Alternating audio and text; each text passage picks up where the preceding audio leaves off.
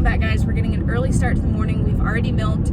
I just headed downtown for some quick breakfast. Probably not a very good for you breakfast, but a quick breakfast that I'm going to enjoy. So Brent actually had a doctor's appointment this morning, so he's not going to be back for a while. But I'm going to be head of everything and in charge today.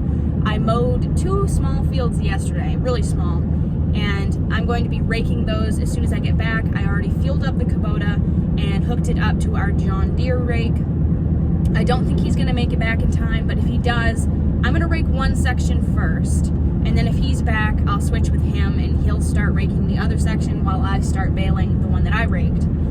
But I don't think he's going to make it back in time, so I'll probably rake both of them because it's more important to get them raked together because we're going to be doing baleage of this. We're trying to do 100% baleage of all our first crop feed because we just don't really have much use for dry hay. It's good for a cow health-wise for their stomach and everything, but where we don't chop our silage anyway, we just wrap it in a bale, so technically it's called baleage. Because it's still long-stemmed, it's still really good for the cow's digestive system, so we really don't have much use for dry hay. It's not the point of this story. The reason I need to get it raked up so fast is because it's been so hot and the sun's been out so much lately that when it gets into this point of the summer, you really have to time everything just right if you still want to make baleage because it will get too dry if you cut it too soon, if you cut it too dry. We tend to cut it when it's hot in the afternoon at around 2 o'clock because that only lets it have a little bit of sunshine, so it'll make a little bit on top. It still has that green on bottom that's going to allow you to have your moisture content that you want. So that's why I need to get everything raked, and it's more important to get it raked than getting it baled right off. So that is what I'm doing. I'll show you guys what I picked up for breakfast. There's a tractor in the road. Hold on. Little Kubota. So anyway, I picked up a slice of breakfast pizza, a bag of chips, some orange juice, and a bag of donuts because I tried these donuts a couple weeks ago and I really liked them. And they were there, so I couldn't say no. So that's gonna be my breakfast and my snack. We're almost back to the farm, and then we'll get right into raking, which should be interesting because I'm not usually the one. I will help him rake, but raking is what I do the least of, so I'm not super good at it. My rows definitely aren't as even as Brent's, or as they could be, but we'll make do. Hopefully the person that's baling it isn't gonna complain. It's also me.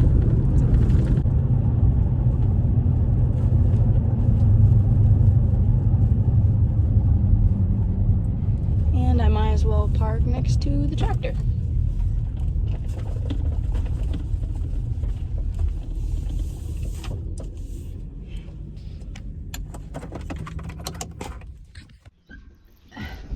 Okay. This is the year Kubota made a really tiny cab, so you don't have much room for your stuff. But I got my chips. And my pizza and my drink. Did I need this much food? No. Did I want it? Absolutely.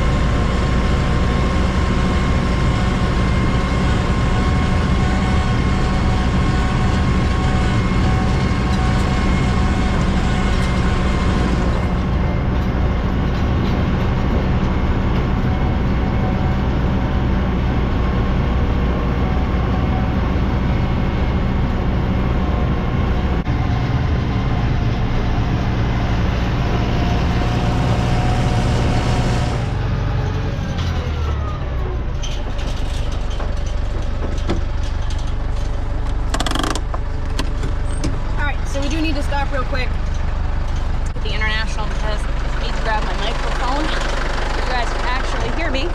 And I'm gonna feed the heifers really quick because I haven't fed them yet this morning. So, if you're new here, by the way, thank you for joining us. I'm Taylor and I work on a dairy farm in Maine. It's just me and my boss, Brent. This is the heifer barn where we keep our 6 month to breeding age heifers downstairs in the basement, which seems odd, but it's actually kind of normal around here in the north.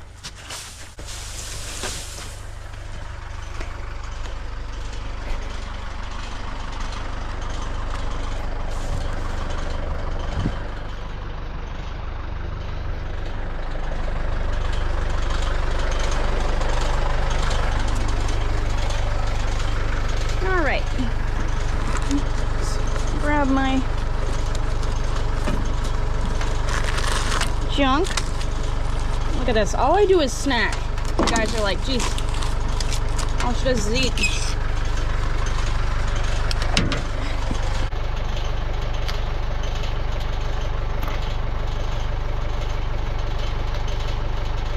How's that? Better? By the way, this is the farm that I work for. Sunnydale Farm.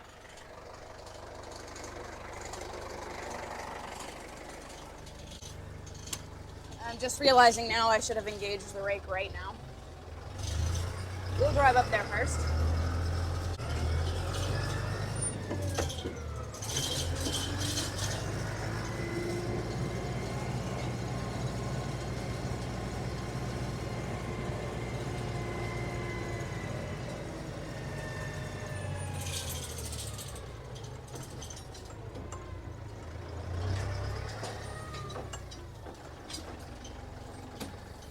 Okay, now we gotta engage the rake. I'll show you guys that.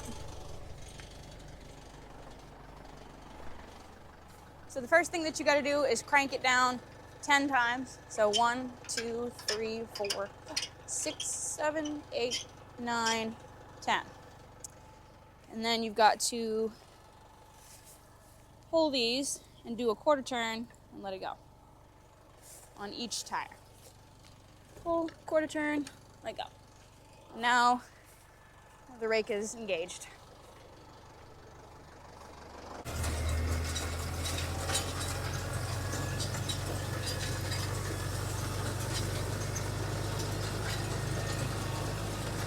And we're going to be doing 3 into 1, which just means I'm going to go around twice going this direction and once going the other direction, which is going to kick it into a windrow.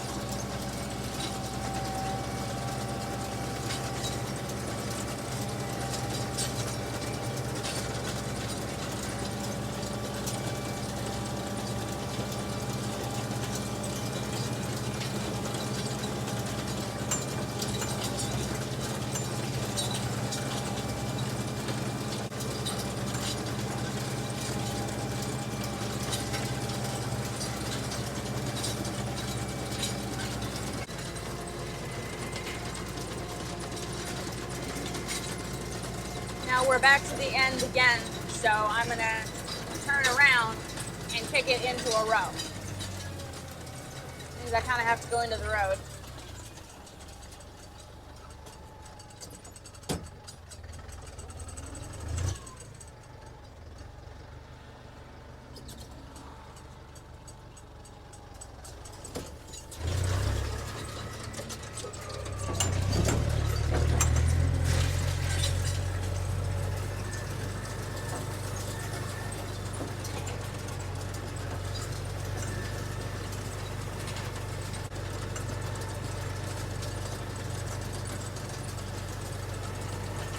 This is going to be the part that I'm no good at, because I never actually kick it in.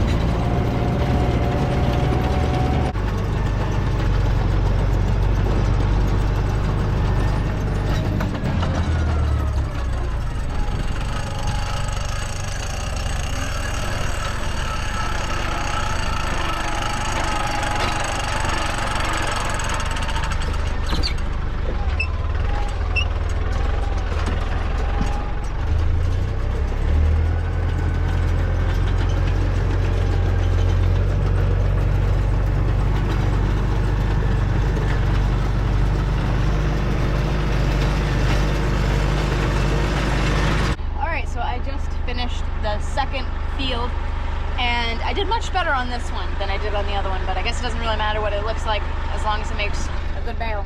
So now we gotta head back and grab the baler. I'm gonna disengage the rake first.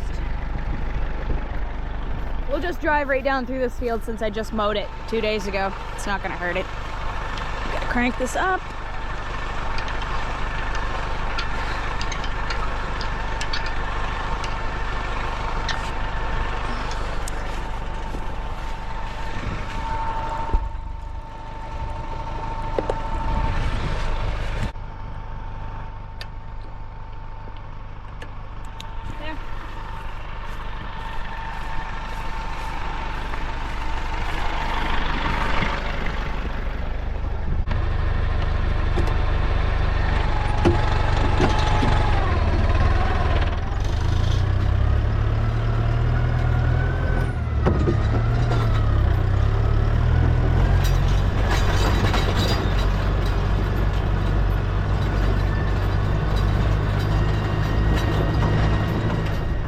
Just unhooked the rake, and now I'm gonna hook up the wrapper for Brent so that he doesn't have to do that when he gets back.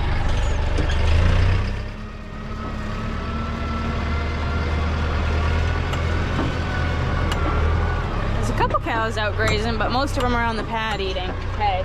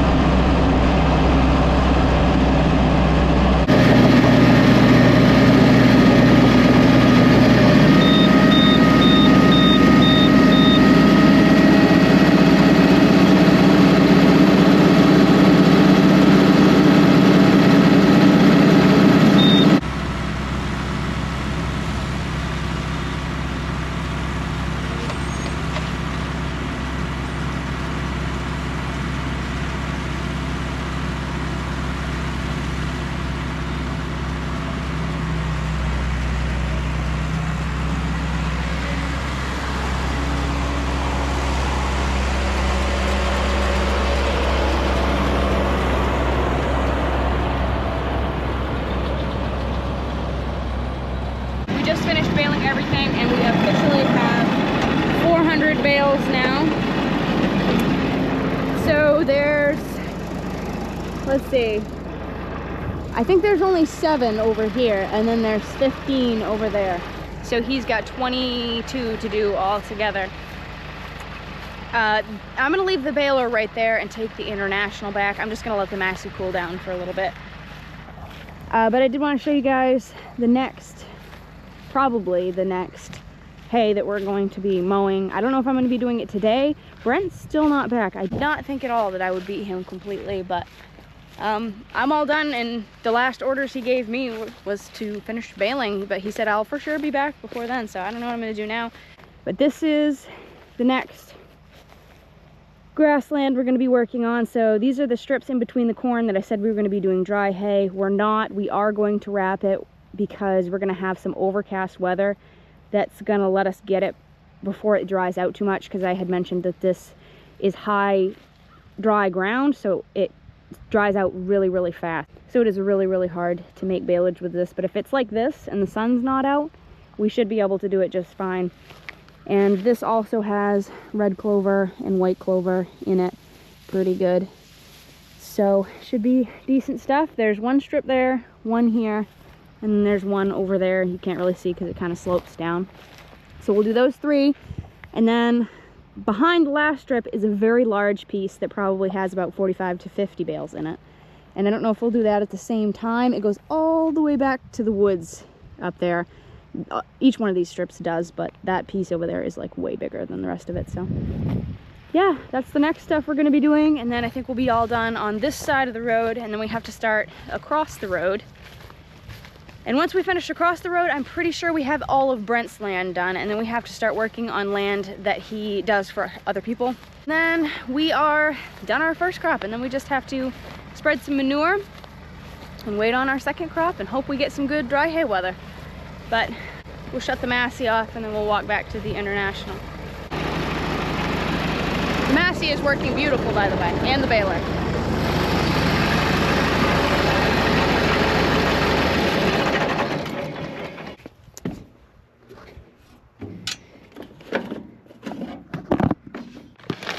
My donuts, which I brought with me. Forgot to mention that the whole reason I'm leaving the Massey there is because I knew we were going to be doing more up this direction, so I fueled it up completely. So it's all good to go, but the International does need to be fueled up before I cut that, so that's why I'm taking that back instead of the Massey. I got something in my eye. Looks like I'm looking at a hair. This is the corn. This is not our corn. I don't know if you, I think a lot of you probably know that, but somebody rents Brent's corn land, so this is somebody else's corn. But knee high by the 4th of July is the saying, right? And I don't even think that's going to be ankle high. That's, I guess. It's definitely not going to be knee high in a week. Not with this weather. First time it really grew was the last couple days because it was in the 90s or high 80s, mid 90s. And nice and sunshiny and dry, and the corn loves that weather. But the rest of the summer has been wet and rather cool, so not good weather for corn. But I heard on the radio, and this is wild, this is why Maine weather is just insane. So 2 days ago it was 100 degrees, and Saturday, which is 2 days from now, is going to be a high of 58. So a 40-degree difference in just 4 days. And it's supposed to rain, so it's going to feel really cold.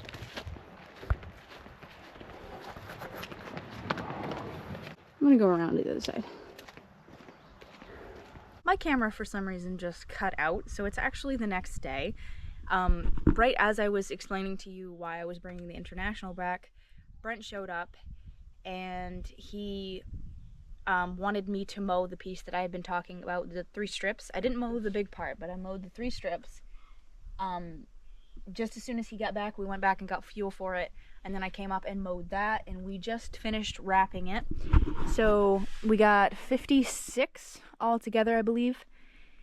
And just as I was finishing, it's kind of funny because I was on the last bale, and the baler has been working amazing. It's done like 175, just absolutely perfect since we got everything fixed.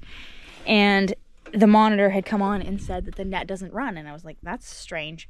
And so I peeked under to see what was going on, and there was no net because we ran it all out. So we went through another roll that fast. I can't even believe it's been 200 and something bales, 220 or something like that. And it also didn't do, usually when you get down to like the last 10 or 15 bales, it'll leave a red streak in the middle of the bale just so you know that you're getting down on net wrap. And this one didn't have that. It also had a defect in the middle, almost, I guess it would have been just before it was done, and it was leaving like a 3-inch streak down the middle of every bale that was no net. I guess maybe that's why it didn't have the red streak though, now to come to think of it. Maybe that piece that was missing out of it was supposed to be the red streak, but I don't know. We ran out and we have to take the baler back and check on it because for some reason the oiler has stopped working. It has a big jar on the side of it that oils the chains. It just has a bunch of tubes that go down to the chains, and they have little like brushes. When a chain is running, it rolls across those brushes and it's supposed to oil the chain. Well, that's been working because we started with a whole jug and it's used half of it, but now the half is still there, so it's not oiling it anymore. So we need to figure out what's going on there, and we also need to tighten some drive chains on it. So I've got to drive this back so that we can do that.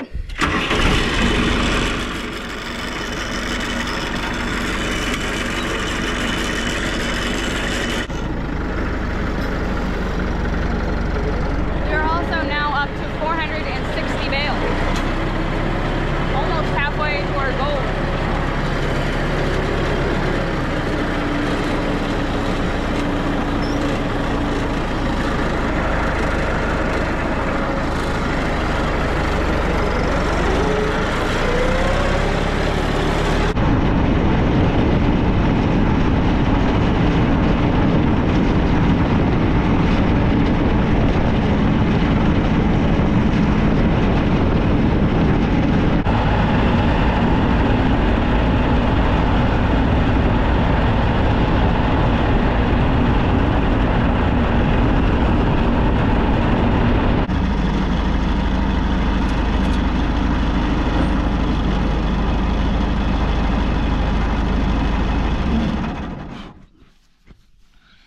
It's completely off. Yep. You'll be able to start your baler and see that coming. Here. Is that too small? No, that's good. Can't believe it was completely off. Okay. I need to blow this out again.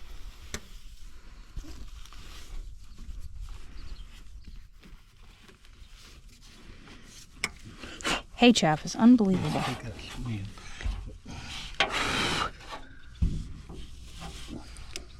So it's not this chain. This chain's okay.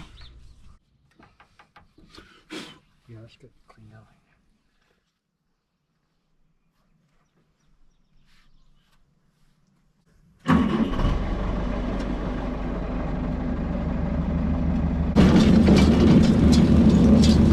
Bring it up a little.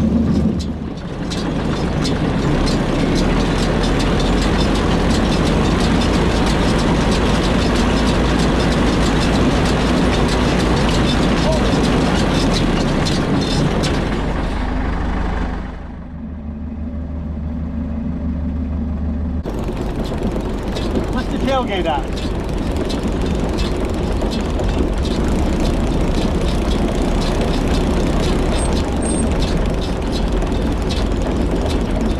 Let it down.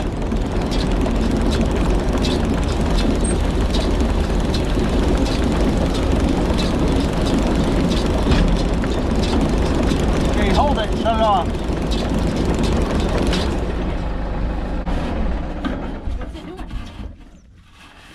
It's turning. Like, why do they have a hose that The hose is turning? the hose turns this thing? Is it supposed to? That doesn't make any sense. That whole thing turns? Yeah. Is this thing right here worn out? Like it's supposed to spin? So we are just about ready to let the girls in for nighttime at milking, and we did finally find I think what is going on with the balers, well, the lubrication system on the baler. So I'll show you guys how it's supposed to work. So this little fitting right here goes inside the wall of the baler, and that spins around. For what reason, I really don't know, but it's supposed to spin this tube. This piece right here, number 4, is just like a rubber piece of hose, and then it goes onto this little steel nipple, and that's supposed to spin. It's all supposed to spin counterclockwise, and that part on the pump is not spinning. Probably that means that the pump is seized, which you can buy. You can see number 2 here is the pump without the container on it, which would just be this piece here without this jar on it. And you can buy that separately. It's got a part number for it and everything. So I think Brent is going to call the dealer, the new dealer, because we've been talking to our old dealer about the problem, and he gave us a heads up on what to look for, but he doesn't deal Vermeer parts anymore, so he's going to call the new dealer that just moved in and see if they can't give us a quote on how much that part would be, that pump. So yeah, obviously you can't bail without your chains being lubricated. I'm assuming if you had to get by in a pinch, you could probably just spray them. You really wouldn't want to do that for any amount of time because they really do need to be lubricated constantly. So yeah, now we got to get that fixed, and I'm sure that's not going to be cheap. So it's always something, just when you think the baler's doing a-okay, something like that happens. But it is what it is. It's 15 years old, so I will keep you guys updated. Keep it real, keep farming, and I'll see you in the next video. Bye.